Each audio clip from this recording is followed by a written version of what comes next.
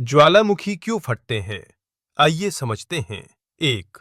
पृथ्वी के अंदर गहरी गर्मी। पृथ्वी के अंदर, विशेषकर मेंटल में, तापमान बहुत अधिक होता है। यह गर्मी पृथ्वी के बनने के समय की बची हुई ऊर्जा और रेडियोधर्मी पदार्थों से आती है। इस अधिक ताप के कारण ठोस चट्टानें पिघलने लगती हैं। पिघली हुई चट्टानों को मैग्मा कहा जाता है। 2. मैग्मा का ऊपर की ओर उठना। मैग्मा आसपास की ठोस चट्टानों की तुलना में हल्का होता है। इसी कारण यह धीरे धीरे ऊपर की ओर बढ़ता है। यह पृथ्वी की पपड़ी में मौजूद कमजोर हिस्सों और दरारों से होकर गुजरता है। इससे मैग्मा सतह के पास पहुंचने लगता है।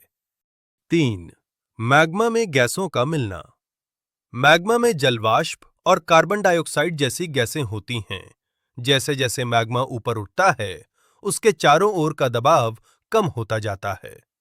दबाव कम होने से गैसें फैलने लगती हैं।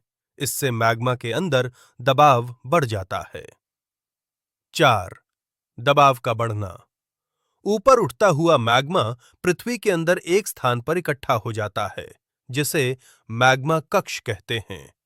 इस कक्ष में गैसों के फैलने से बहुत अधिक दबाव बनता है। ऊपर की चट्टानें कुछ समय तक इस दबाव को रोकती हैं, लेकिन धीरे धीरे दबाव बहुत अधिक हो जाता है। 5. ज्वालामुखी विस्फोट। जब दबाव चट्टानों की सहन शक्ति से अधिक हो जाता है, तो दरारें बन जाती हैं। मैग्मा इन दरारों से बाहर निकलकर पृथ्वी की सतह पर आ जाता है। सतह पर आने वाले मैग्मा को लावा कहा जाता है।